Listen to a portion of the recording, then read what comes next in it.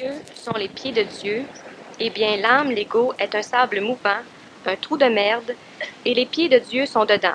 Et plus les pieds de Dieu vont bouger, plus le corps de Dieu risque de s'enfoncer jusqu'aux genoux, jusqu'à la taille, jusqu'au cou, jusqu'en dessous du nez, et finalement en avoir par-dessus la tête, absorbé par ce sable mouvant de merde de l'âme de l'ego. Je t'arrête là, c'est en plein ça. Quand il va avoir tout rempli la place, ben on n'aura plus de place pour nous autres, hein, on est rendu en haut. Ah, c'est bien. Faut avoir hâte que ça arrive. On va Ben oui, être Dieu est en phase d'évolution. Je ne sais pas qu'est-ce qu'il veut continuer, mais Ouais. jusque-là, c'est en plein ça. Puis quand Dieu s'est fait comme il faut dans le trou, il prend toute la place. Fait que nous, on se ramasse dehors. Hein. C'est comme si tu mets ta main dans un verre d'eau, ben quand ta main toute rentrée, l'eau toute dehors. Est-ce pas absolument passer par cette étape-là, de remplir le... Non, il faut qu'on comprenne, faut comprendre que nous sommes passés par cette étape-là il y a de cela quelques milliards d'années. Donc, on n'a pas besoin de rechercher la merde. Non, on peut continuer à chialer pour rien. La merde, la rechercher, non. C'est sûr que le plan planétaire, c'est pas ce qu'il y a de mieux. Et pourquoi c'est pas ce qu'il y a de mieux? Parce que mentalement, on voit d'autres choses. Vers où on se dirige? Puis là, on se met à brailler tout de suite qu'on n'est pas déjà pas là. Après ça, là, ce qui arrive, c'est que l'intelligence te coupe le contact. C'est-à-dire que là, tu vois plus rien de où tu vas. Là, on se met encore à brailler. Ouais, mais pourquoi qu'on sait jamais qu'est-ce qui nous attend? Ben, quand on te le montre, ben là, tu te suicides. Quand on te le montre pas, tu chiales. On préfère que tu chiales. Fait que tous ceux qui, à un moment donné, ont des contacts avec des présciences, ceux qui ont de l'imagination, c'est des contacts, parce que l'humain invente rien. Ça existe quelque part, l'humain le prend là. Fait que tous ceux qui, à un moment donné, vont trop chialer, ben, le contact va être coupé. C'est-à-dire qu'il y aura quelques visionnaires, quelques êtres humains qui vont rester préscients, qui vont diriger le reste. Le reste, ils auront de l'intelligence prémentale avec aucune vision, pour la simple raison que du moment qu'ils ont une vision, le temps qu'ils sont en phase de fusionnement ou d'éthérification, parce que ces humains-là, le moindrement qu'ils voient il y a un peu quelque chose, ben immédiatement, ils crachent tout ce qu'ils ont. Et ça, c'est quand tu as à peu près 80% ici, puis 20% là-bas. Mais à un moment donné, tu peux être ici, mais être plus là-bas. Oui, mais là, tu ne souffres plus, là, tu ne te plains plus. Mais là, actuellement, c'est que l'humanité est... Ben, l'humanité est à 100% où ce qu'il ne faut pas, enfin, dans l'humanité. Et tu as des individus qui ont 20%, 5%, 30%, un peu plus loin. Mais s'ils sont 100%, ils ne devraient pas chialer parce qu'ils Ils ne connaissent sont pas 100%. Quand je parle d'humanité, ils ne chialent pas l'humanité. L'humanité, elle ne chiale pas contre ceci, cela. Elle ne veut pas se suicider. Elle veut conquérir l'autre pays. Elle veut posséder le char du voisin. Elle ne chiale pas l'humanité. Donc, Elle chiale entre elles-mêmes parce que l'humanité, c'est chialeux. Mais ce n'est pas un chiolage évolutif. À un moment donné, l'humain, il parle de toute boîte, de ci, de ça, de ça. C'est vrai. Si tu compares à la valeur que l'humain a dans l'avenir, ce qu'on a présentement ici, c'est pire que le Moyen-Âge avec l'Inquisition. Sauf que c'est pas parce que maintenant tu vois où tu t'en vas qu'il faut que tu commences à gueuler. Moi, je vais m'acheter une automobile, et puis, à un moment donné, je regarde les plans, puis en 1998, il y aura tel genre d'automobile sur le marché. Alors, je retourne voir mon concessionnaire, je donne la marge, je dis mon char en pleine face, c'est un maudit voleur, c'est un grosseur, hey, il va avoir 198, moi, je vais l'avoir tout de suite. Je chiale tant que tu veux, là. Prochaine fois, on te montrera jamais qu'est-ce qu'on va faire dans l'avenir. Parce que tu n'es pas assez spirituel pour le supporter, et ou tu n'es pas assez intelligent pour le supporter. mais comment ça qu'ils ont accès à cette information-là quand même? Ben, le mental se développe, à un moment donné, les ajusteurs de pensée se développent, puis ils se branchent quelque part. Il faut bien qu'ils aient commencé à têter quelque part pour ramasser l'information. L'information vient, l'ego s'en encapare, puis l'ego commence à cheminer astralement pour la rejoindre tout de suite de façon à tout démolir. L'astral le permet parce que ça démolit tout. L'intelligence n'a pas encore assez de contrôle sur l'humain pour l'en empêcher. Puis là, l'ego, qu'est-ce qu'il se dit? Il dit, ouais, mais là, torieux, m'a ramassé un humain, m'a l'amené n'importe où sur la planète Terre, puis quand il va revenir ici, il va commencer à être heureux. Parce que l'humain a tout. C'est évident qu'on doit tolérer ce qu'on a là. On doit aller chercher mieux, parce qu'il y a des choses pour nous qui nous attendent ailleurs, plus loin dans l'avenir. Quand je dis ailleurs, c'est ailleurs en termes de déplacement dans le temps. Bon, mais en attendant, ça vaut pas la peine de chialer. Quand tu auras 18 ans, on va t'acheter une automobile. Là, tu as 4 ans, tu te suicides. Pourquoi? Tu vas avoir l'automobile tout de suite. Oui, on t'a fait à croire qu'un jour tu l'aurais. Possiblement que c'est vrai, mais tu n'es pas assez spirituel pour te contenter de l'espérance. J'ai hâte d'avoir 18 ans. Non, non, non, non, non. Là, tu n'espères plus avoir 18 ans. Là, tu nous trouves chien de te donner une auto à 18 ans, pas tout de suite. Donc, On va être bien plus chien, n'aura jamais d'auto. donc, du point de vue de l'ego, c'est là qu'il va dire, je me suis fait faire à croire Ben oui, par un gourou. ben oui, mais c'est rien fait à croire. On lui dit qu'est-ce qui va arriver, puis lui, il pense qu'il le mérite tout de suite. Prochainement, vous aurez ceci. Ben moi, quand je parle de prochainement, ça peut s'étaler chez des millions d'années. Bon. Mais là, l'humain, il dit, ah bon, à soir, on va voir ça. Rendu à soir, ah, c'est un maudit menteur. Mais en plus, il faut faire attention, parce qu'il y a la grosse désillusion des dieux. C'est une chose que j'en fais de temps en temps. La désillusion des dieux, c'est lorsque l'ego découvre que ce qu'il avait pensé qu'était une chose n'est pas ce qu'il aurait voulu. Alors moi, je prends par exemple une personne, puis je pense qu'elle est un génie. Après ça, je me rends compte qu'elle n'est pas un. Elle m'a fourré. C'est une niaiseuse. C'est ici, c'est ça. La désillusion des dieux. C'est moi le cave qui décide que. Après ça, je me rends compte que l'autre, elle est ce qu'elle est. Alors, je peux décider que telle affaire, ah oui, ça va arriver, ça va arriver. Ça va arriver peut-être, peut-être jamais. Peut-être différemment, peut-être plus, peut-être moins. L'affaire qu'il y a, c'est que tout ce que moi je mets comme empaquetage par-dessus ce que j'ai visualisé, c'est ça le cheminement de l'ego. Ben après ça, quand j'arrive, j'aboutis là, c'est pas ce que j'avais pensé. C'est de ma faute. Mais si une personne comme toi, tu as beaucoup d'énergie, donc t'induis dans leur ego, c'est l'ego qui colore l'énergie avec laquelle tu leur dis Moi, j'ai ça. un gros défaut que les humains me reprochent souvent, surtout ceux qui vivent proches de moi, c'est que je les fais vivre. Les faisant vivre, donc je les énergise. Les faisant vivre, l'ego se met à vivre. L'ego se met à avoir accès à des visualisations. L'ego se met à y croire. L'ego spiritualise ça. L'ego met de la foi là-dedans. Puis à un moment donné, vu que moi, je suis bien patient, puis que je change d'idée quand c'est le temps, puis que les autres sont pas capables, ben là, apparemment que c'est plein de promesses que je leur ai faites. Apparemment que c'est plein de menteries que je leur ai faites. Apparemment que ce qu'ils pensaient de moi, c'est pas ça. Puis des illusions des dieux. Après ça, ben là, on m'haït, on me déteste, etc. Puis après ça, comme le projet offre ça, ils se l'ont sécrété eux-mêmes, mais je me suis même pas marqué dedans. J'ai acheté ma carte de membre, comme tout le monde, puis je leur ai dit, si ça se tient, je vais être là. Mais en attendant, regardez donc tout ça, le voir. Puis après ça, ben là, ou bien je suis chien, je leur ai promis ça, ou bien je suis chien, je m'en suis pas mêlé. Bon, ben, de toute façon, c'est toujours chien. Fait que tant qu'être chien, je suis mort. Ça veut dire que dans ton entourage, il faut être désidentifié de son ego Ben oui. pour énergiser le mental seulement. Quelqu'un qui veut travailler proche de moi doit nécessairement être suffisamment émotif pour travailler mentalement. On essaye ça, c'est pas ça, on change d'idée, il faut que tout le monde veuille changer d'idée en même temps. C'est-à-dire que c'est pas parce qu'ils me suivent. C'est que si quelqu'un dit on change d'idée, crée mon tout intelligent pareil, on dit ben oui, c'est évident, c'est sûr. Il n'y a pas besoin de personne pour suivre personne. Sauf que quand il y a un paquet de personnes qui spirituellement veulent suivre, c'est pas grave, c'est correct. Sauf qu'on doit connaître le phénomène de désillusion des dieux. Parce que si chacun projette quelque chose, c'est évident qu'on achète chacun un hangar, puis on veut tout le peinturer, on va tous se coucher chez nous, puis un mois de temps, on est là, puis on pense à comment le peinture. Quand on arrive, il ne faut pas s'attendre à ce que tout le monde ait passé la même affaire. On risque fortement d'être... Il y a quelqu'un qui va désillusionner quelque part. Si chacun met sa couleur, de toute façon, c'est pas capable que tu avais vu un que ta couleur. Là, tu vas vouloir convaincre, faire ci, faire ça. Puis on pense, je pensais que c'était tout du monde intelligent, mais ils sont pas raisonnables. C'est ça, c'est du monde intelligent, justement, ils sont pas esclaves. Mais là, tu le comprends comme tu veux le comprendre. Alors, la désillusion des dieux, c'est un problème. Puis, lorsque l'être humain, spiritualité, c'est correct, l'ego en a besoin. Il faut que le mental contrôle, il ne faut pas que la spiritualité de l'ego vienne colorer le mental. Alors, l'humain peut se lancer dans n'importe quoi si l'ego est déjà au courant que le mental peut changer de trame pour mieux. Je connais des gens, moi, à un moment donné, qui avaient un seul but, un seul désir, c'était d'aller s'établir sur une île déserte. Alors là, ils venaient. Quand, à un moment donné, on a dit que là, le gros groupe, on va le diviser en petits groupes. Ben là. Alors, leur but, c'était pas l'île déserte. Le but, c'était d'être dans une grosse gang. On leur a raconté pas quelle menterie. Ils sont partis. Là, après ça, il fallait faire un bateau. On commence à faire un bateau. Quand le bateau était fini, il y en a pas qui sont partis. Le but est le bateau. Le but n'est pas l'île, mais il ne serait pas encore. Puis là, évidemment, tu t'en vas pas de même. T'es pas pour te dire crime, je suis niaiseux. Je pensais que ça. Ben non, tu t'en vas pourquoi? C'est à cause que. T'en mets des raisons. La couleur du bateau n'est pas la bonne. Je voulais être dessus, même si je sais pas nager. Puis en tout cas, t'as un paquet de raisons idiotes. Puis au fur et à mesure que le projet avance, le monde tombe à côté. Pourquoi? Parce que c'est la désillusion des dieux. Le projet offre ça, c'est pareil. Le projet offre ça, c'est quoi? C'est très simple. C'est que si on fait ça, c'est évident que ça va donner ça. Les gens bien emballés. Là, les personnes, ils se disent, ouais, mais ça donne pas ça. On s'est fait fourrer. Alors, m'attends à voir. Ben oui, mais là, si t'attends à voir, il y a déjà un des ça qui est plus là. Donc, le résultat peut être le même. Après ça, tu te dis, je savais. Regarde, ça a foiré. Ben oui, il a fallu que je te dise, on va faire ça, puis toi, tu vas le faire foirer, puis regarde, ça va marcher. Et là, la personne, ça ne fonctionne pas. C'est comme les Juifs dans le camp de concentration. S'il y en a 3 qui veulent sortir plutôt par jour, les 20 Allemands qui sont là, ils tuent, aucun problème. Si les 3000 veulent sortir en même temps, les 20 soldats allemands, ils en tuent 30, 40, ils sont écrasés, puis le reste s'en va. C'est toujours tous ou rien. C'est pas compliqué tellement. Qu'est-ce qu'on peut faire si ces gens-là, ils disent, ils se donnent des raisons? Tu peux pas rien faire, même si tu leur parles mentalement. Tu fais rien que d'autres non plus, le projet n'a rien à faire, puis c'est fini là. Quand j'ai commencé, ça, c'était pour voir. Premièrement, il y a déjà un groupe qui était suffisamment solide, qui eux autres voulaient avoir. Premièrement, eux autres auraient préféré que je m'éloigne, pour leur laisser un peu d'autonomie. Alors, je leur ai dit, faites-vous-en pas, vous allez faire exactement comme vous voudrez. Si vous avez besoin de mes conseils de temps en temps, venez-moi, vous les donner. Ils sont venus me voir, je leur ai parlé, je leur ai donné quelques conseils, puis ils ont dit, oui, non, ça se peut pas. Ce que je leur ai suggéré, c'est ce qui appartient à Vestas. Ça se pouvait pas, mais ça se peut, ça marche, mais ça se pouvait pas. Bon. Fait qu'il n'y a aucun problème, aucune pression.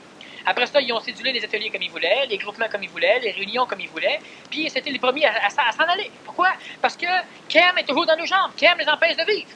Je n'allais même pas aux réunions. Ils me voyaient même pas. Mais il fallait bien trouver une raison. Eux autres se sont rendus compte à un moment donné des illusions des dieux par rapport à eux, qu'eux autres n'étaient pas capables de le faire. Mais c'est pas à cause d'eux autres. Alors, ils ont tout ça grâce à là, c'est à cause de moi. Puis ils ont été visiter Amnor. Bon, puis ils sont pas rentrés dans Amnor. Moi, je voulais charger 5 000 $ pour rentrer dans ça. Ah, écœurant. Amnor chargeait 130 000. Ah, d'allure, au moins, il y a de quoi, eux autres? Et finalement, c'est une secte, ça appartient à Fraternité Blanche universelle, puis il y a un paquet de conneries qui s'en vont là-dedans, bon, etc. Pourquoi? Parce que c'est une visualisation supramentale, atterrie par des égos spiritualisés. La première année, le mental domine. Lentement, tu mets de la spiritualité parce que l'ego tripe, secrète dans ce qu'il vient de faire. Puis là, commence à projeter des choses dans l'avenir. Puis là, évidemment, le contexte se défait. Fait que c'est pas long que c'est la spiritualité qui rentre dans le tas. Et puis là, on recommence à tout défaire, à faire une commune comme c'est conventionnel. Les enfants se lèvent à 4-5 heures du matin. Ceux qui n'écoutent pas, des douches d'eau froide. Puis c'est plus les parents qui les éduquent maintenant, c'est des pédagogues formés par la commune. Et puis ça ramasse les oignons, les patates, etc. Bref, c'est des robots humains. Bon, tu sais, c'est super. Comment éviter ce danger-là? Ben, il n'y a pas de façon d'éviter le danger. La seule façon qu'on peut faire, c'est que tu mets quelque chose sur une table et tu dis, voici un gâteau. Qui veut une tranche? Bon. Si quelqu'un regarde, dit, ah, ça n'a pas l'air bon, tu l'élimines. Il ne veut même pas goûter. Lui, il part déjà avec des idées. Là, il y en a, si tu as 20 morceaux, il faut que les 20 morceaux se fassent manger. Puis il en reste un morceau. Ben, tout le monde, vous avez même mangé 19 morceaux. Puis c'est pas suffisant. La prochaine tarte qu'on va vous présenter, on va commencer par vous inviter à manger. Vous êtes des mangeurs. Mais c'est pas ça l'affaire, c'est qu'habituellement, le premier coup, ils mangent tout est correct. Non, ils mangent pas. Ils viennent juste demander aux autres qu'est-ce que ça goûte. Mais ils mangent pas. Si tu veux faire un projet, prenons le projet de ça. Tu décides, on part une compagnie qui va fabriquer des dômes, premièrement des chalets non isolés. Ça coûte pas cher à faire, on va vendre ça. Des petits chalets, ils vendront pas cher. Après ça, on va les isoler, on prend de l'expérience. Parfait, il y en a 15 qui veulent. Donc, la tarte, c'est bâtir des petites cabanes pour commencer à faire une compagnie. Les 15 qui veulent, si les 15 mangent le morceau de tarte, ça veut dire que les 15 mettent de l'argent, ça veut dire que les 15 mettent du temps, ça veut dire que les 15 fonctionnent. Il y en a qui vont vouloir vendre, il y en a qui vont, OK, les 15 marchent. Mais si il y en a 13 qui mangent le morceau de tarte, on avait calculé qu'il en fallait 15, ben, il y en a 2 là-dedans qui mettent rien. Les autres, ben, ils regardent, ah oui, je suis intéressé, ils viennent aux réunions. S'il faut, par exemple, mettre 2 000 $ chaque, ils mettent de 300 $, puis il n'y a pas ça, on l'attend. Ils sont juste mis là, ils ont mis un pied sur le bateau, puis ils se disent, d'un coup que c'est le bon, ben là, je mettrai le reste. L'affaire qu'il y a, c'est qu'il faudrait qu'on aille 17 ou 20 personnes de même. Il faudrait qu'on se dise, on a besoin de 15 personnes, fait qu'on va aller leur compter de menterie. On a besoin de 25, vu qu'on sait qu'il y en a 10 tatous là-dedans, on risque d'avoir nos 15. Mais c'est ça qu'il y a. Moi, je mets un morceau de tarte sur la table, si tout le monde le mange, c'est réussi. OK, mais qu'est-ce qu'on fait avec ceux qui embarquent sur le bateau, qui sont 2 mois bien corrects, puis tout à coup, au bout de 2 mois, là, ils se mettent à parler avec l'autre, puis dans le fond, il y a ci, ça, c'est ça. C'est de la synthétisation. Oui, mais c'est eux le problème. C'est nous le problème. On a pris les mauvaises personnes. Mais comment les décoder? C'est mal. Ah, comment décoder avant? Oui, au départ, oui. Au départ, au lieu de demander 2 000, tu demandes 3 000. Non, mais il y en a qui pourraient mettre 3 000, puis 4 000, puis 5 000, puis arriver, puis 2 mois après. Oui, mais ceux-là, il faut que tu demandes 10 000. Mais c'est ça, mais comment les décoder? Il n'y a pas 50 manières. Il faut que tu ailles, premièrement, en demandant un peu plus, tu vas aller chercher ceux qui doivent. Après ça, tu mets des règles strictes qui font que s'il y a un emmerdeur dans le lot à un moment donné, ben, qu'il ne puisse pas emmerder. C'est d'après les règles. Ben oui, c'est ça. Toute la société planétaire est bâtie à partir de l'humain. On appelle ça des lois légales. Tu appliques ça là. Parce que tu sais que le système légal, là, il est bâti justement pour ce genre de monde-là. Il est bâti pour ceux qui décident qu'ils vont emprunter et qui ne remboursent pas. Il est bâti pour ceux qui te disent OK, j'achète et qui ne l'achètent pas. Il est bâti pour ce genre de monde-là. Fait que tu appliques ces lois-là après. Fait que s'il en faut 15 puis on est juste 13 finalement, ben il faut faire qu'on change de cap et qu'on fasse d'autres choses. Là, les deux qui ne sont pas là, ils vont dire regarde, on le savait, tu ne l'as pas fait. Ah, ils ont dit bien fait de ne pas mettre de l'argent dedans. C'est grâce aux autres qu'on ne le fait pas. Donc, c'est par les règles qu'on arrive. Les règles, ça t'empêche qu'ils t'emmerdent trop. Par contre, ça ne peut pas empêcher qu'un projet, ça peut pas permettre qu'un projet fonctionne, les règles. Les règles, ça va empêcher que tout se défasse. C'est tout. Par contre, s'ils ont des limites qui déterminent qu'il faut autant d'êtres humains, autant d'argent, bien, si tout se fait, c'est additionnel. Ouvre un McDonald's, tu te dis, crime, si les employés font ça, puis si la publicité est faite de telle façon, on devrait avoir tel résultat. Habituellement, ça va bien. Les idées, les compagnies en ont plein. C'est que le monde, pour les appliquer, les idées, c'est là le problème. Là, à un moment donné, ben, les employés qui doivent servir au comptoir, ben, ils commencent à changer les règles, ils commencent à changer ci, ils sont un peu plus paresseux. En tout cas, il y a plein d'affaires ça commence à se défaire. Parce que là, tu sais, minute là, bon, ben là, lentement, ça foire. Après ça, ben, on le savait. C'est pas une chance qu'on n'a pas mis tant d'énergie comme ils voulaient. On aurait-tu mis ça pour rien? Non, c'est ça qui manque. C'est pour ça que ça foire. Fait que tu mets rien ou tu mets tout, tu fais rien entre les deux. Juste l'affaire, c'est que s'ils mettaient rien, ce serait pas pire, mais c'est parce qu'ils en mettent, mais l'autre barre. Tant qu'à mettre l'autre bord, ça ne dérange pas trop. C'est sûr que si c'est à l'interne, si c'est baptise contre d'autres personnes du lot, on se réunit 3, 4, 5, puis on parle contre ces 3, 4, 5-là, tu sais, qui ont l'air, ceux qui courent au McDonald's. Tu as vu comment ils servent le monde avec son soutien? Tu parles contre eux autres. Ben, c'est ça. Lentement, tu défais toute la structure au complet. Puis si chacun devait avoir 100 000 au bout de 10 ans, en termes de salaire, si le McDonald's marchait, ben là, tout le monde est content. Mais là, il y en a un paquet qui veulent 100 000 en commençant. Après ça, ils vont travailler. Sinon, ils ne croient pas que ça va arriver. C'est pour ça que ça demande toujours un peu de spiritualité ou de phénomène mental. C'est logique, c'est possible. Est-ce que ça va marcher? Aucune idée, mais c'est logique, c'est possible. Puis tant qu'à vivre, on va vivre là, tu l'essayes. Si ça ne marche pas, de toute façon, il y a plein d'affaires qui ne marchent pas, ça ne change rien. Tu as de l'expérience, tu as appris, tu as connu des gens, tu as su filtrer ceux qui étaient élites, en ce sens qui étaient sûrs, ceux avec qui ça va te plaire de continuer à vivre. Après ça, on reprend ailleurs. Il y a d'autres humains qui se pratiquent ailleurs, qui se bâtissent ailleurs, qui se font fourrer par d'autres avec qui ils sont. À un moment donné, on va finir par se retrouver, puis il y a quelque chose qui va marcher. C'est immanquable. Il y a des lois, des mécaniques, il faut que l'humain les apprenne. Une fois que l'humain est prêt à entrer. Quand on parle des morceaux de tarte, le morceau de tarte peut être gros, il peut être petit, mais s'il est gros, il faut peut-être plus d'humains pour le manger. Mais les humains qui décident que oui, ça peut aller. Quelqu'un va dire, moi, je vais juste ramasser les croûtes. Pas de problème. Mais ramasse les croûtes. Bon, c'est tout. Si tu veux mâcher un peu plus, ça ne me dérange pas. Mais mâcher un peu moins, ça me dérange. Exemple, une personne va dire, ben moi, je n'ai pas d'argent, mais je peux mettre du temps. Ben, ça peut se faire. Mais on va l'employer, ton temps. Un autre va dire, ben moi j'ai un peu d'argent, mais j'ai pas de temps. Pas de problème. Mais allez l'argent. Il n'y a pas leur demander dans 2 mois. Parce que là, il est investi, il en a besoin. Merde, là. Si tu mets de l'argent qu'on ne peut pas compter dessus, c'est comme si tu n'en mettais pas. Ben, finalement, c'est là que ça nuit. Quand tu viens pour décoller, là, il y a un gars qui dit, ben le pneu pour l'avion, je t'ai prêté, là, je le veux, là. Puis là, tu décolles, tu le laisses là, ben non, mais si tu décolles, il envoie la chasse après toi. Fait que t'arrêtes, tu changes le pneu. Là, tu cherches un pneu. Tant que tu trouves un pneu, ben là, il y a une aile qui décide de s'en aller. Hein, parce que là, ils se disent, ah oui, mais gars, c'est à sa foire. Là, tu as le pneu, il manque l'aile. Quand tu as l'aile, il te manque le nez, puis etc. Bon, c'est l'humain. Quand l'humain est capable d'être suffisamment mental, ben là, l'humain décide de se risquer. Toute la vie, on risque. Tu risques en traversant la rue, tu risques dans n'importe quelle situation. Ben, pourquoi ne pas risquer dans quelque chose qui te plaît, puis qui peut t'apporter dans ce que justement mentalement tu veux? Est-ce que toi, tu sais que ça va réussir ou non? Moi, je sais que ça va réussir ou non, oui. La seule chose qu'il y a, c'est qu'il y a des marches, et puis l'avenir est toujours en mouvement. Moi, je sais que ça peut réussir. Mais tu sais pas si c'est sur la 5e ou sur la 4e ou la 10e. Il n'y a pas de marche comme ça. Il y a plusieurs marches. Tout ce que je sais, moi, c'est que ça peut réussir. Puis ce que je fais, moi, c'est que vouloir que ça réussisse, ça réussirait. Alors, même ceux qui ne veulent pas manger, je pourrais les faire manger. Mais le problème qu'il y a, il faut les nourrir trop longtemps. Alors moi, je préfère qu'une chose ne fonctionne pas pour garder ma liberté pour devenir un maître total, que de devenir un maître total et de faire quelque chose qui va foirer quand je vais m'en aller. Mais tu dis que vouloir que ça réussisse, ça réussirait. Tu aurais des otages, mais on ne fait rien avec des otages. Ben, c'est ce que je te dis. C'est pour ça que moi, donc, ça ne réussirait pas. Ben, ça réussirait, le projet réussirait. Au niveau de l'esthétique ou de l'onde de forme, tout le monde dirait, ah ben ça réussit. Mais ça tomberait. Mais du point de vue cosmique, etc., c'est non. Tu mourrais, puis ça serait fini. Ou je m'en irais, puis ce serait fini. C'est ça. Est-ce l'intention espritique divine que d'être aspiré entièrement de cette manière? Te souviens-tu de l'histoire du sable mouvant? Oh, ouais. Où est l'intelligence d'une telle action, et si cette action est intentionnelle, volontaire, presque suicidaire? Est-ce que l'esprit demeure intact, pur? L'esprit se mouille-t-il sans être mouillé?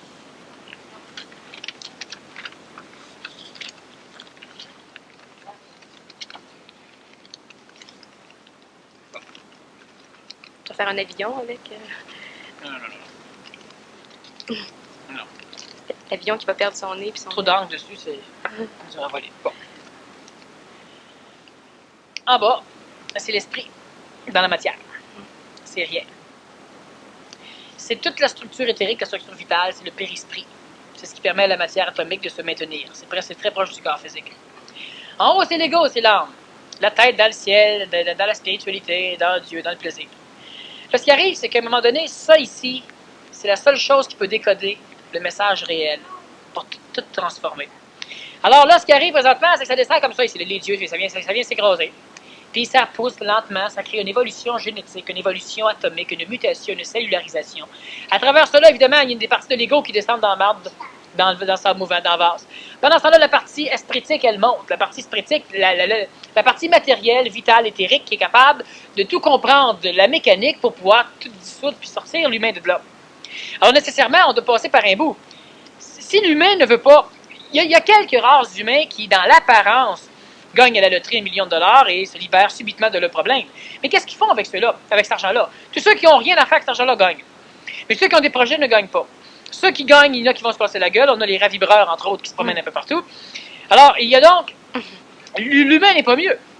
Par contre, ce qu'on doit comprendre, c'est que, c'est comme je l'ai déjà expliqué, ça se passe exactement de cette façon-là, c'est que si dans l'avenir, ce qui t'attend est convenable, tu vas te départir de ton karma immédiatement, donc une partie de ton ego immédiatement, pour ne pas tout défaire ce qui va se passer plus tard.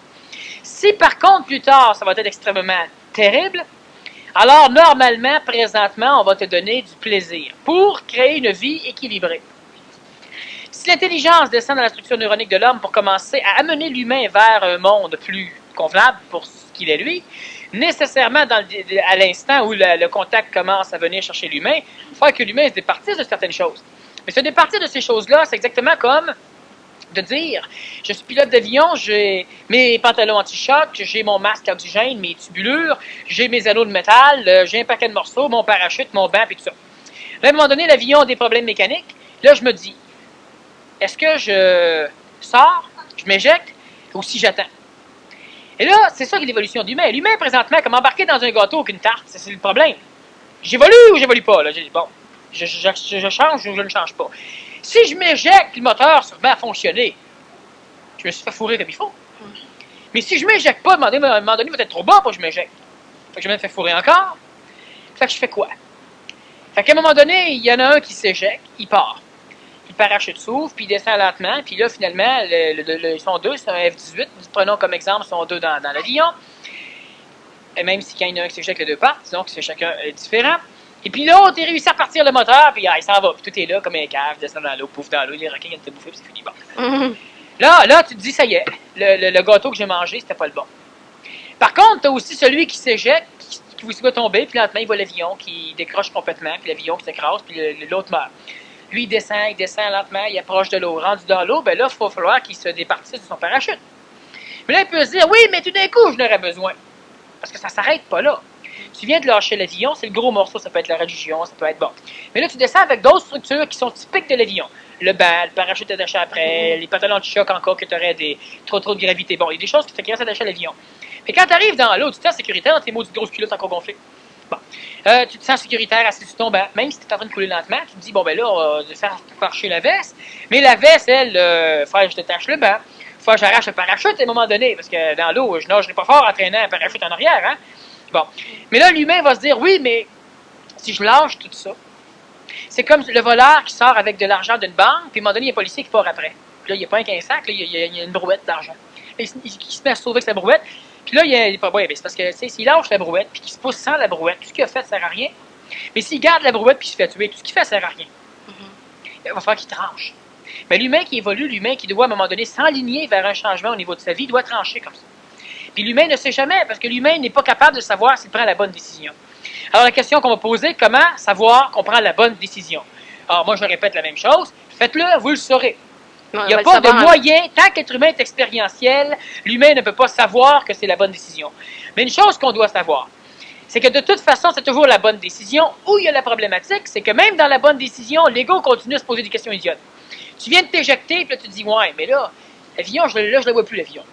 Elle rentre dans des nuages, moi je traverse les nuages, je ne sais pas si ça fait creuser ou pas. Fait que tout le long, tu te dis, peut-être j'aurais pas dû, peut-être j'ai dû, peut-être j'aurais pas dû, peut-être j'ai dû. Pendant ce temps-là, tu vois pas où tu t'en vas en bas. Quand tu as décidé de t'éjecter, l'avion n'a jamais existé. C'est simple, tu es dans ta chaise, dans ton parachute, puis tu descends. Qu'est-ce qui existe? L'air, les aigles qui passent, les thons peut-être, l'eau ou la terre en bas, il existe toi là-dedans. L'avion, elle n'a jamais existé, l'avion, alors oublie-la. Tu viens de lâcher la religion, ne nostalgise pas. Tu viens de lâcher ta famille, ne nostalgise pas. Oublie. Quand tu arrives dans l'eau, qu'est-ce que tu as besoin? Il y a l'eau, il y a toi. Puis il y a de l'équipement qui va là. Abandonne le reste. Oui, mais tout d'un coup abandonne le reste. C'est fait. Peux-tu décider, ah tiens, je vais me réintégrer dans l'avion. Et un piton, puis... Non, seulement au cinéma. Puis il faut que le gars en arrière veuille bien reculer le film sans que le public se mette à chialer. Alors c'est bien compliqué. Donc, on devrait... On préfère te dire, reviens voir le film plus tard. Oui. Reviens revivre une autre vie plus tard. Puis essaye de ne pas t'éjecter. Sors de la salle au bon moment. Alors, l'humain, dans tout phénomène, on est là, on ne sait jamais si on devrait, si on ne devrait pas, devrais-je faire ci, dois-je risquer ça. de toute façon, l'humain qui n'évolue pas meurt. Alors, qu'est-ce que l'humain risque à évoluer? Il risque sa sécurité. Donc, il risque d'avoir de l'insécurité. Mais il risque de vivre. Donc, il ne risque plus, là. L'humain, bon, c'est quoi? C'est comme l'individu qui a un peu d'argent, qui le laisse en banque. Oui, mais le placer pour un an. Dès coup, je n'aurais besoin pendant l'année. Ben oui, ben tu fais 6% d'intérêt, l'inflation est à 4, 5 ou 6 ou 7 ou 8, donc tu augmentes pas ton pouvoir d'achat, tu fais pas d'argent. Ah, fait 300 pièces, non. Il y a eu 300 pièces d'augmentation sur les choses. Tu as simplement resté stable. Puis si l'inflation est plus haut que ton taux d'intérêt, tu perds de l'argent, le laisses en banque. Oui, mais tout d'un coup, à un moment donné, il faut que l'humain risque. L'humain va se démarcher des obligations d'épargne du Canada. Oui, mais si le Canada fait faillite, ça se peut. Ah, mais je vais investir à la bourse. Oui, mais à la bourse, on ne sait jamais. Mais non, c'est ça, on ne sait jamais. Et plus c'est risqué, plus tu peux gagner. Et plus tu perds. Super. Donc, un ego. Un ego ne doit jamais se demander s'il évolue, mais est-ce qu'un mental peut se demander s'il évolue? Non plus. Un mental, s'il est là, nécessairement, il y a évolution. Non, c'est pas une question à poser, ça. C'est une question idiote. Elle est à poser, mais c'est idiote. Je peux, à volonté, faire vibrer l'intérieur de mon corps. Cela ressemble un peu à une contraction musculaire. J'ai essayé dans cet état de faire bouger mes bras. À ce moment, j'ai senti une paire de bras bouger, mais je ne savais pas exactement si c'était mes bras physiques qui avaient bougé. Au retour à la normale, j'ai constaté qu'effectivement, ils avaient physiquement bougé. Qu'est-ce que c'est que ce phénomène? Quelles sont les possibilités dans cet état? C'est un état qui ressemble à la perception Melfi. Ce qui a fait bouger, c'est son corps vital, puis dépendant de la densification de la motricité du corps vital, il y a des chances que les bras suivent sans contraction musculaire. Autrement dit, c'est comme une personne qui lève le bras, puis à un moment donné, un bras qui se lève tout seul sans que de muscles se contractent, c'est pas la même chose. Par contre, la personne bouge, mais c'est pas la même mécanique. Mais est-ce que ça serait préférable de toujours bouger comme ça? Ben, ça, c'est évident. C'est moins forçant. C'est pas que c'est moins forçant, c'est plus forçant dans certains individus, c'est sûr. Bon. Une personne qui est presque handicapée, qui est paralysée, bouger le bras, c'est forçant à tabarouette. Mais quelqu'un qui est habitué, c'est plus forçant. Ça fait à longue. En vital, l'avantage qu'il y a, c'est la rapidité avec laquelle tu peux parvenir à bouger. C'est sûr que faire bouger les bras ou certaines choses, c'est intéressant, mais il faut parvenir à contrôler un peu plus le corps physique pour pouvoir faire d'autres choses là-dedans et surtout omnibuler les possibilités d'expression de l'ego. Mais c'est surtout au niveau de la rapidité du mouvement. Mais est-ce qu'un être paralysé pourrait bouger ses jambes, marcher avec ça? Ça passe pas par le système nerveux ni par les muscles, ça n'a rien à voir. Donc, il pourrait retrouver la marche. Oui, il y a une personne qui a la capacité de faire ça, la capacité aussi de faire de la lévitation. Par contre, son ego peut le lui interdire, donc elle va rester à terre longtemps, même si elle peut le faire. Est-ce qu'on pourrait, rendu là, se désintégrer et apparaître le transport? Ben, rendu là, peut-être pas, mais à un moment donné, c'est évident que oui. Pas par transport séraphique, il faut que tu aies fait une fusion de ton butérique pour ça. Mais désintégrer, il faut s'entendre. Par contre, tu peux te dissoudre suffisamment pour traverser des matières solides. Ça, je veux dire, d'être en une seconde d'ici à Paris. Pas pour l'instant, pas rendu là, non. Une seconde, c'est long de toute façon. Oui, c'est ça. Lorsqu'on absorbe des mémoires réincarnationnelles, attirons-nous le karma des personnes qui ont généré ces mémoires? Bien, quand on absorbe des mémoires réincarnationnelles, c'est juste ça qu'on fait, ramasser le karma. Il peut être blanc, il peut être noir, il peut être gris. Comment se fait-il que les lois de la vie, les lois de la jungle, la loi du plus fort vient contre l'amour, la compétition qui bouffe qui, etc. Et donc, celui qui aime meurt comme le Nazaréen? Non, mais l'amour, c'est pas une loi, l'amour. L'amour, c'est une saloperie. Les lois, c'est ça. Les lois, c'est quoi? C'est la loi du rapace, la loi de la prédation dans un monde de prédateurs. Donc, que ce soit au niveau de l'alimentation, au niveau des finances, au niveau de vos vêtements, au niveau de la conscience, au niveau des idées, au niveau de n'importe quoi. On est dans un monde de prédateurs. Alors, l'amour, là-dedans, l'amour, c'est une loi qui n'appartient pas au monde de la Terre. C'est une loi qui appartient au monde minimum des sphères astrales, sinon des sphères mentales, des sphères supramentales, bouddhiques et intentionnelles. Mais ce n'est pas une loi qui appartient aux structures matérielles. Donc, un humain peut aimer quelqu'un d'autre, puis à un moment donné, ben, c'est un meurtre passionnel. Ah, puis là, c'est au nom de l'amour. Ah ben oui, c'est sûr, il l'aimait tellement, quand tu l'as vu sortir avec un autre, il l'aimait assez qu'il n'a pas pu s'en empêcher, il l'a tué. Après ça, il s'est tué. On en a régulièrement tous les années. Tu tues toute la famille au complet parce que tu les aimes, après ça, tu te tues parce que tu t'aimes. Bon, c'est ce qui arrive. Alors ça, c'est de l'amour, c'est ce qu'on appelle essayer d'appeler l'amour, mais c'est une connerie. Il n'y a pas de loi d'amour ici. Une fois qu'on est sorti de la loi du prédateur, est-ce qu'il y a des vibrations sentimentiques? Absolument. Sauf que ces vibrations-là s'opèrent uniquement dans un contexte télépathique ou téléphatique entre des consciences qui sont minimum, hautes sphères spirituelles, sinon mentales ou supramentales. On se rapproche encore un peu de l'allié. Donc ça serait plus, c'est ça les alliés. Mais l'allié, c'est quelqu'un que tu es capable d'avoir une résonance amour ou aimante sans attraction incontrôlée. Tant que l'amour est contrôlé, c'est de l'amour intelligent. Moi, j'aime, puis l'autre m'aime, puis ça va bien. Alors moi, je m'éloigne, puis ça va bien. C'est-à-dire qu'au niveau télépathique, l'amour reste le même. Quel que soit l'endroit sur la planète Terre, ça n'a strictement rien changé. L'individu meurt, l'individu déménage, n'importe quoi, ça ne change rien. L'amour, le contact télépathique avec la conscience de l'individu et ta conscience à toi reste la même. Ça n'a rien à voir avec la position d'un corps géographiquement. Par contre, dans la structure astralisée, on essaie de copier l'amour, bien, on se vautre à travers la haine, à travers la violence, on essaie de pacifier la violence. On ne crée pas de la paix, on pacifie la violence. On essaie de rendre aimant l'amour, aimant la jalousie, aimant la colère, par exemple. Deux êtres humains s'aiment, alors on les marie. Bon, mais on fait tout le contrat au cas que justement, qu'on n'arrive plus à jouer le jeu de l'amour. Mais les humains ne s'aiment pas. Ils se têtent l'un l'autre. Donc, ils se volent mutuellement. Moi, je te vole 5 piastres, tu me voles ma paire de bas, je te vole ton manteau, tu m'as repris mon 5 piastres. On se vole dans une espèce de compromis. Ça, c'est ce que l'humain essaie de faire ici. Quand l'humain évolue un peu, à un moment donné, il se découvre que l'autre, il est en tabarnouche. Ben, c'est les lois qu'on applique ici. Sauf qu'à un moment donné, c'est évident qu'au niveau, il ne faut plus qu'il y ait de résonance astrale. Il peut y avoir une résonance mentale, elle devient télépathique. Donc là, c'est autre chose. La personne décide qu'on ne veut plus vivre ensemble, ben, on le comprend. Est-ce qu'on a besoin de commencer à se trouver des raisons? Ah, c'est parce que tu es plate, moi je vais m'en aller ailleurs. Ça, c'est de l'idiotie astrale. On n'est pas capable de comprendre qu'un humain peut peut-être accepter le fait que, ben là, j'ai le goût d'aller vivre ailleurs. Et l'autre répond, bon, ben, crime, égoïquement, ça me touche, mais ça n'a rien à voir, vas-y. Parce que notre ego ne veut pas, notre ego ne peut pas accepter que le mental lui suggère d'aller vivre ailleurs alors que c'est parfait où il est. Alors, l'ego va dire au mental, mais trouve-moi au moins l'imparfait là-dedans. Après ça, je pourrais comprendre pourquoi tu veux qu'on s'en aille. Donc, les alliés sont encore parmi les êtres humains. Est-ce qu'on a des alliés parmi les extraterrestres, parmi les... Oui. Mais est-ce qu'il va falloir devenir leur maître pour être... Ah ben, c'est des alliés, évident. ça. Mais devenir leur maître, il faut s'entendre. C'est qu'il y a un paquet de hiérarchies au niveau extraterrestre. Il y a les extraterrestres qui sont de type ancestral, c'est-à-dire des phénomènes du passé qui réappliquent. Il y a des extraterrestres qui proviennent de l'avenir. Ceux-là, c'est des alliés, mais il n'y a pas de maître ou de quoi que ce soit. Et il y a des mécanistes extraterrestres qui ne sont pas corporifiables, qui sont de l'intelligence supramentale, qui sont de l'énergie ou de l'information, qui, elles, doivent toutes être soumis par l'intelligence de l'homme, par la conscience de l'homme. Fait que ceux qui ne sont pas corporifiables, on devient leur maître? Oui, on les dissout, donc ils deviennent nous devenons eux, mais nous restons nous, donc ils deviennent nous. Donc c'est comme de la nourriture. Oui.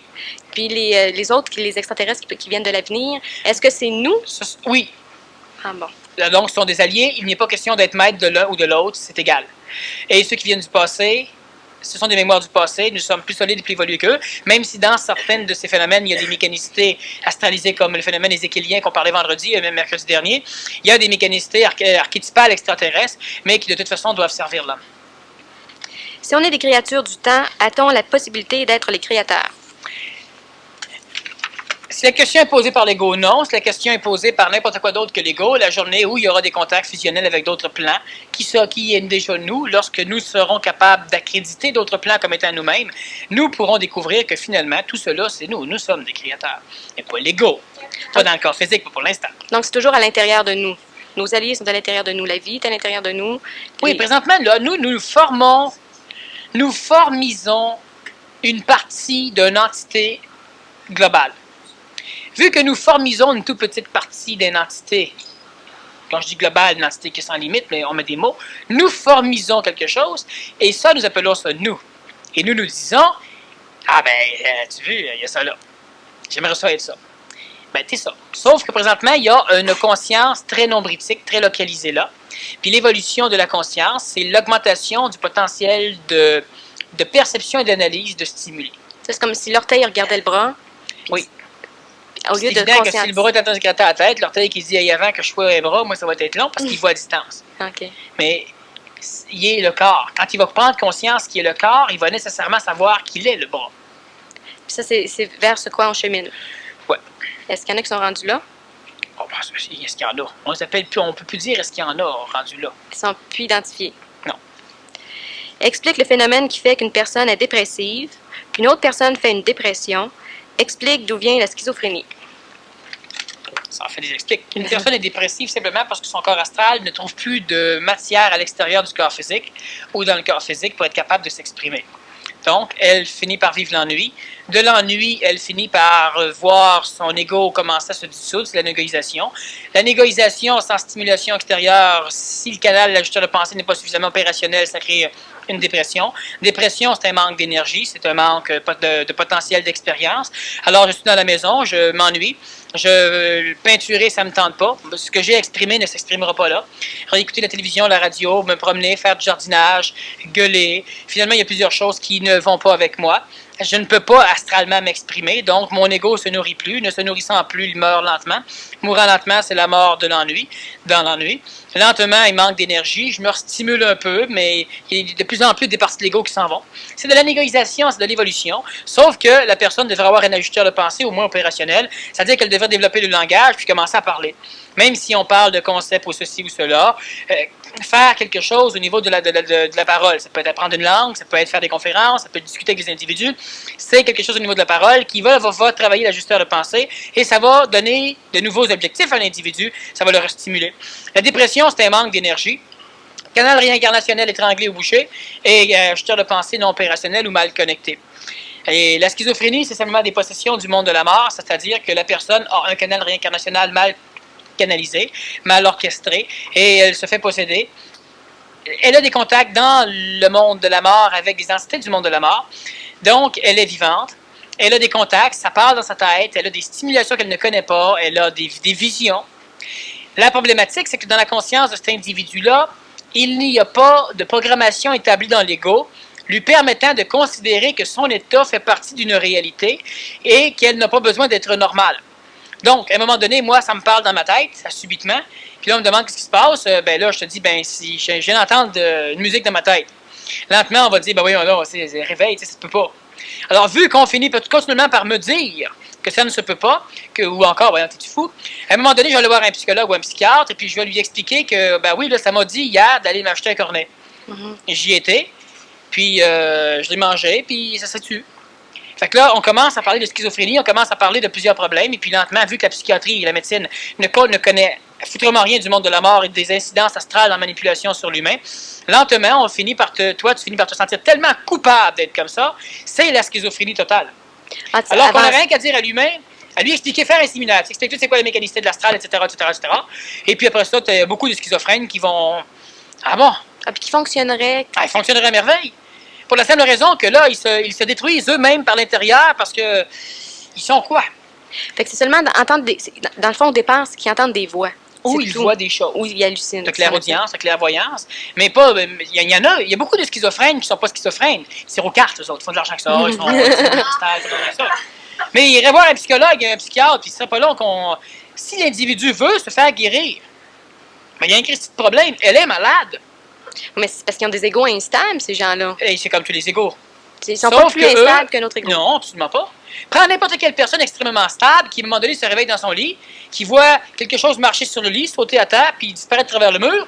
Après ça, elle entend, ça disparaît. Son égo stable, ne sera pas stable longtemps. Puis la seule affaire serait de dire que ça existe. C'est ça de leur confirmer. Mais c'est vrai que c'est là. C'est vrai. Parce que là, il y a un problème, ils sont connectés d'une mauvaise façon. On peut, après ça, leur apprendre à fermer des canaux, et à en ouvrir d'autres. Ça, c'est possible. Ben, c'est évident. Sauf que c'est sûr que le schizophrène aura besoin d'être suffisamment spirituel pour accepter dès le début toute une nouvelle version de sa maladie.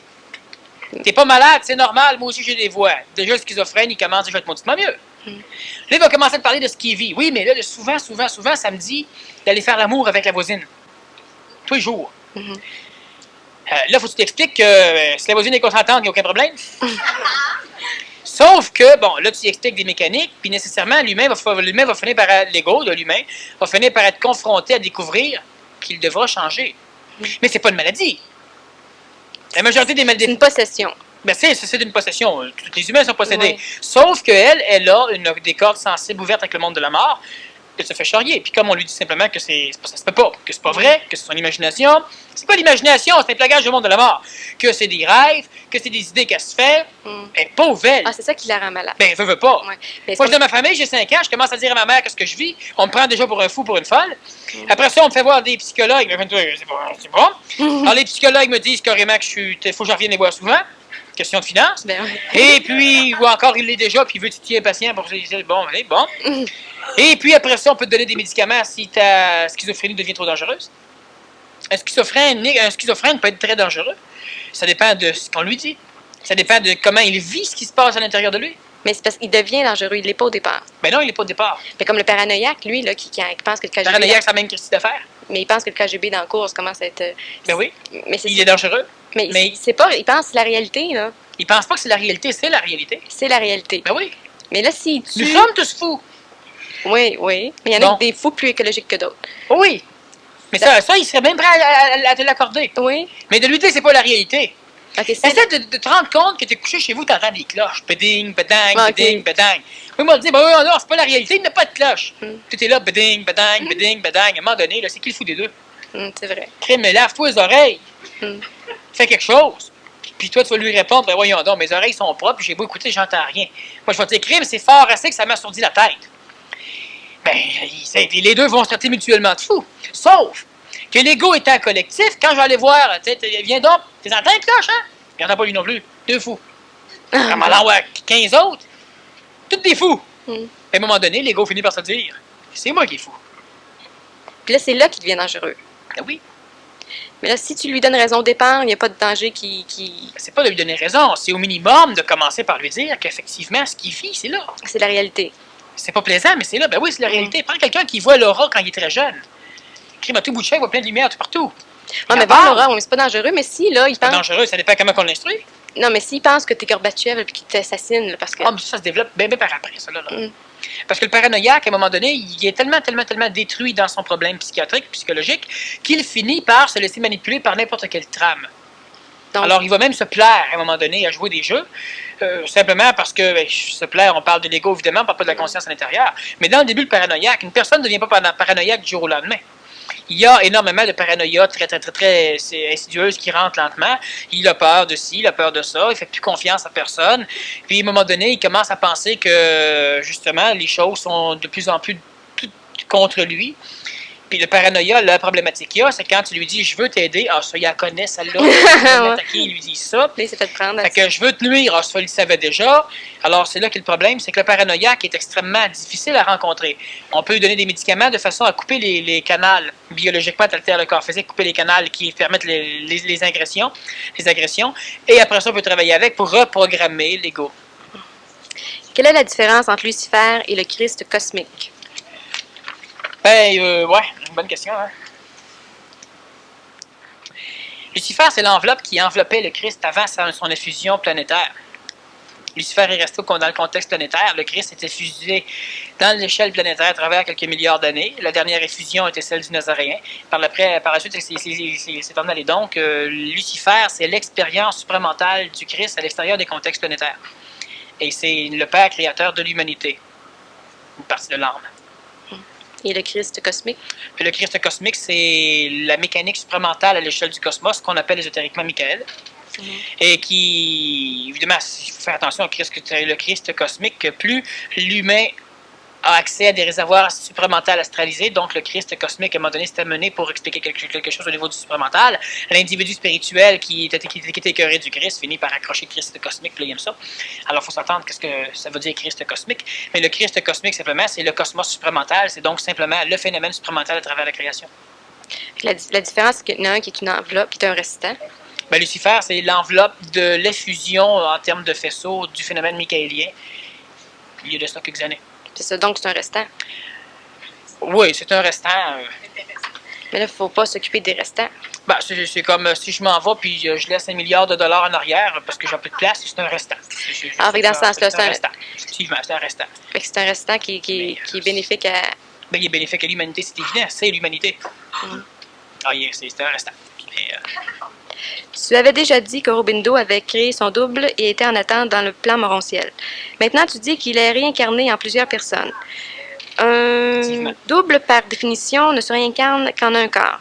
Alors, est-ce que tu dis dépend de ton humeur? Est-ce que ce que tu dis dépend de ton humeur, de celle de ton ajusteur ou de l'espace-temps, ou si ton savoir est comme la fusion nucléaire inapplicable? bon. Alors ici, on a soit un ego frustré ou soit un mental frustré ou je ne sais pas pourquoi. Ça se peut, un mental frustré? Mais c'est l'ego, évidemment, qui se prend pour le mental. OK. Je parle de mental frustré. Bon, j'ai déjà expliqué, alors je vais faire un petit retour présentement ici. Lorsque l'être humain a un double éthérique, lorsque l'être humain crée un double éthérique, qu'est-ce qu'il fait? Chaque fois que l'être humain s'anégoïse, il grossit son double éthérique. À un moment donné, lorsque l'être humain arrive à fusionner avec son double éthérique, il garde son corps physique, il éthérifie son corps physique et il s'en sort.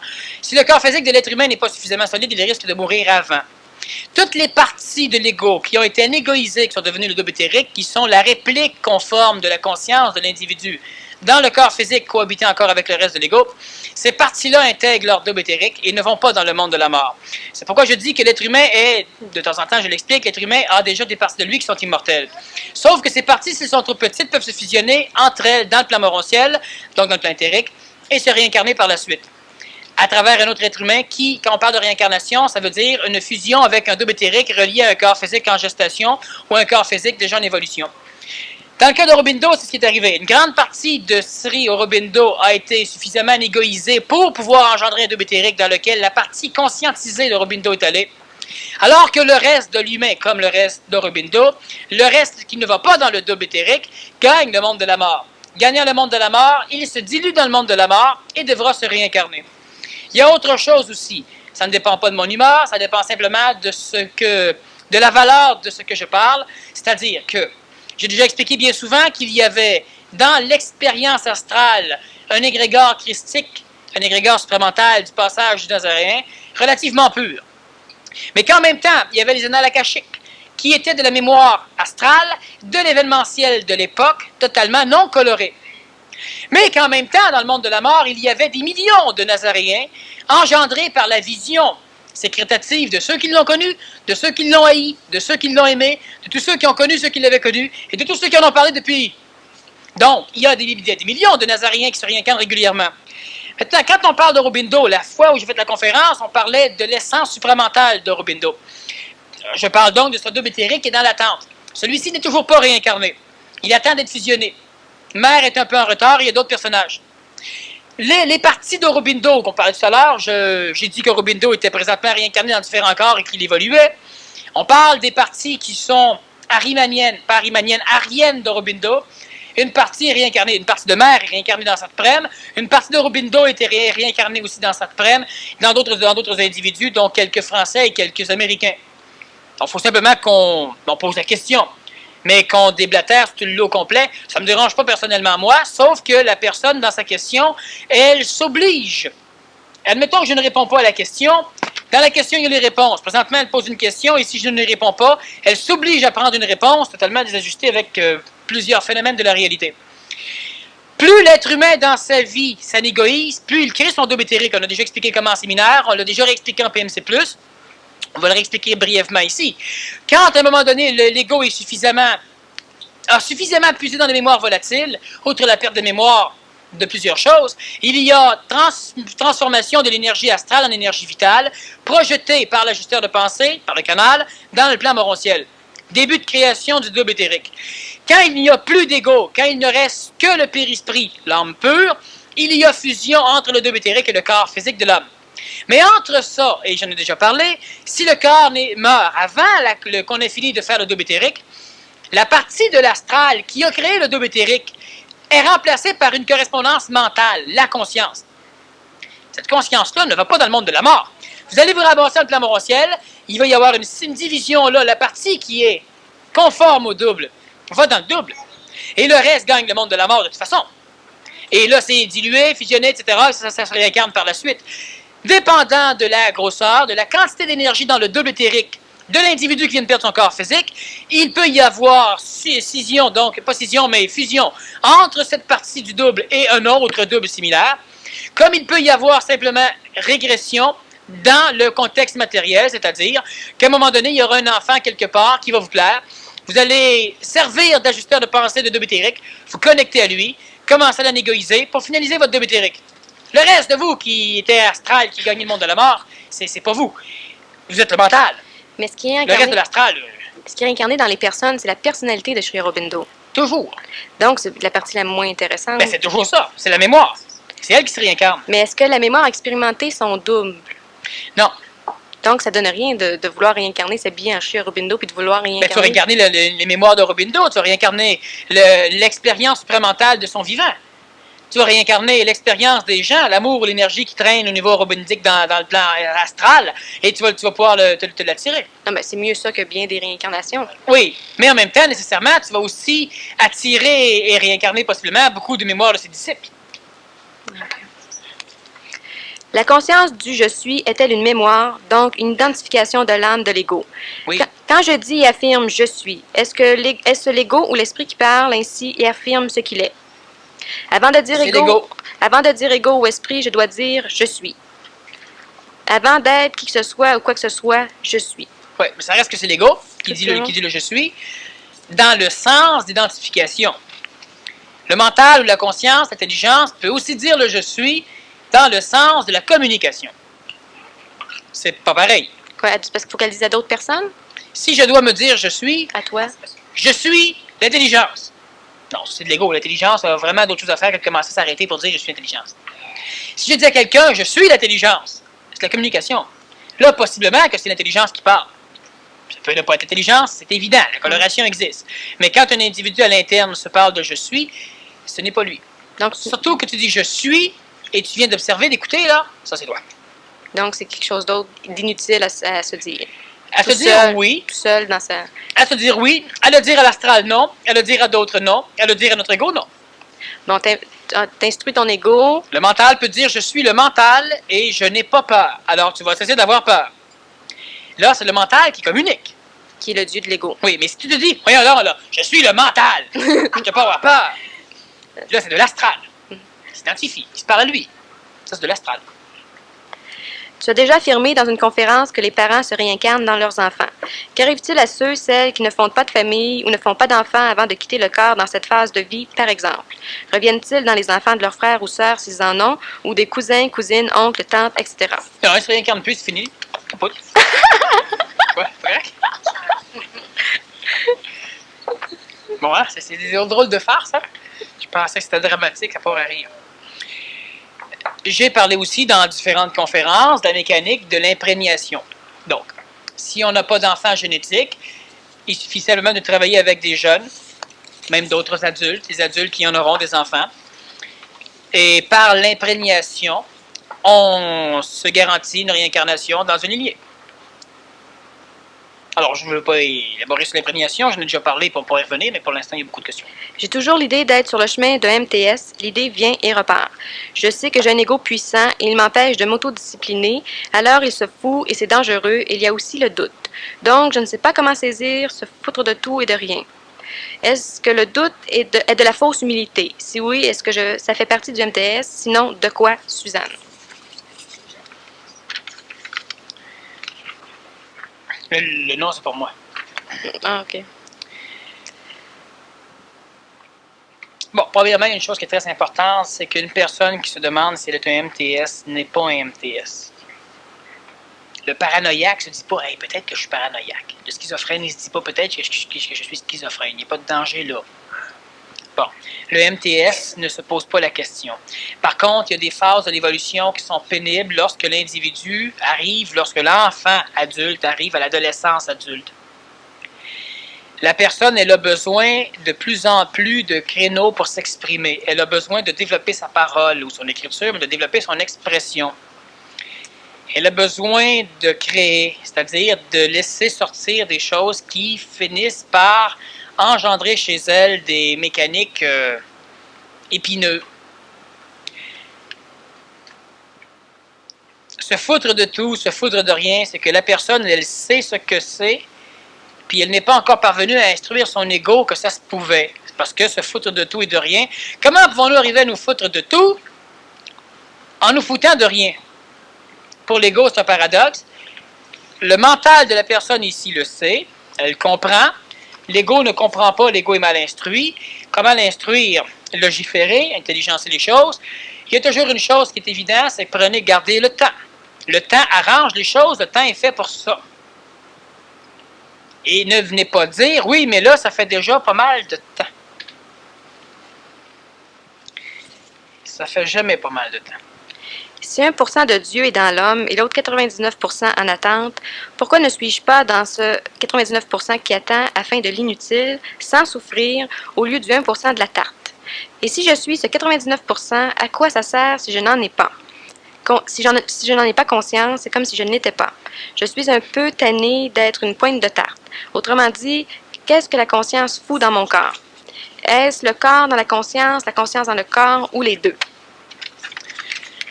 Bon, qu'est-ce que la conscience fout dans ton corps? Alors, je vais répondre, comme dans les courriers du cœur. Cher ego. La conscience dans ton corps est justement la mécanique qui permet ton corps, qui permet aussi toi-même, et qui te permet d'avoir suffisamment d'énergie d'information pour poser une telle question. Éliminer la conscience de ton corps, cher ego, équivaut à cesser d'être. Est-ce que je suis pourquoi ne suis-je pas 99% qui attend? Cher ego. Tu es finalement le 100%. Et là, c'est le 1% qui pose la question. Le 99 est là. Il ne pose pas de questions, il ne se plaint pas parce qu'il ne souffre pas. Quand on a mal à l'orteil, on ne se frotte pas les mains. C'est l'orteil qui a mal, et l'orteil aimerait être le corps. Elle est le corps. Mais le 1%, c'est l'orteil. Elle se plaint de ce qu'elle... Elle se plaint, mais elle est main pleine. Ah ben oui. Oui, c'est pourquoi je dis qu'on doit attendre, se plaindre toujours, à moins que ce soit dans une technique pour travailler l'astral en haut. C'est quoi?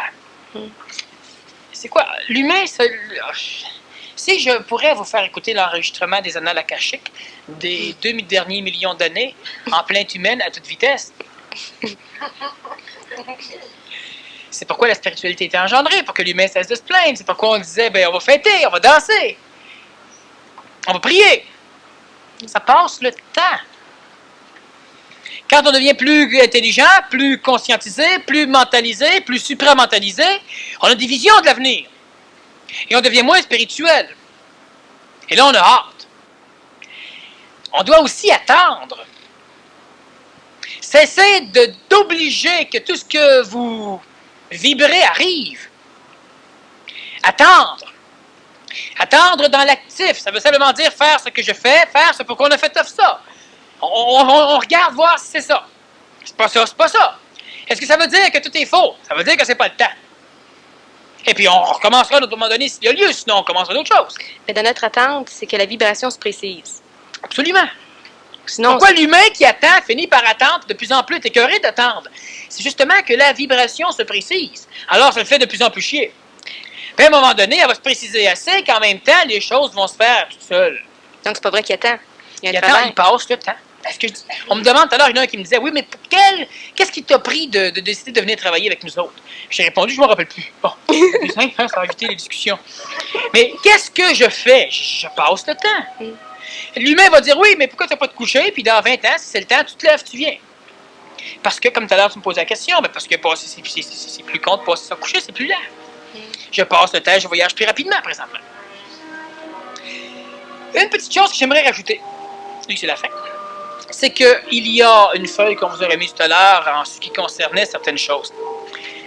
Un petit 10-15 minutes après la conférence, donc immédiatement, je vais rester pour ceux qui sont intéressés de poser des questions, d'en savoir un peu plus, soit sur l'Académie PMC, soit sur des projets comme le projet Majoville qui est relié à la feuille que vous avez eue, soit sur le groupe financier Investor, soit sur comment on peut en bénéficier ou comment on peut y participer. Enfin, si vous avez des questions sur la chose, sur le sujet, je reste 10-15 minutes ici. Vous pouvez rester ici, puis on pourra directement parler de ce sujet-là. Je ne voulais pas le faire pendant la conférence, c'est pas le sujet de la conférence.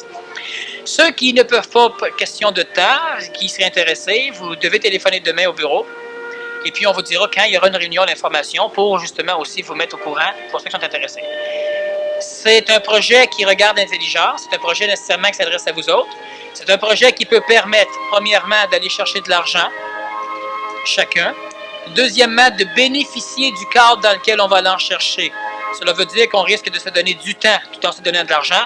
Puis troisièmement, ça va vous permettre de continuer la progression d'évolution que vous avez commencé. Ça peut permettre ça. Évidemment, il y a des critères minimums de quantité de gens et de quantité d'argent. Ça, si ça a à se faire, on va s'arranger pour aller chercher les deux critères. Mais le projet lui-même peut permettre ça.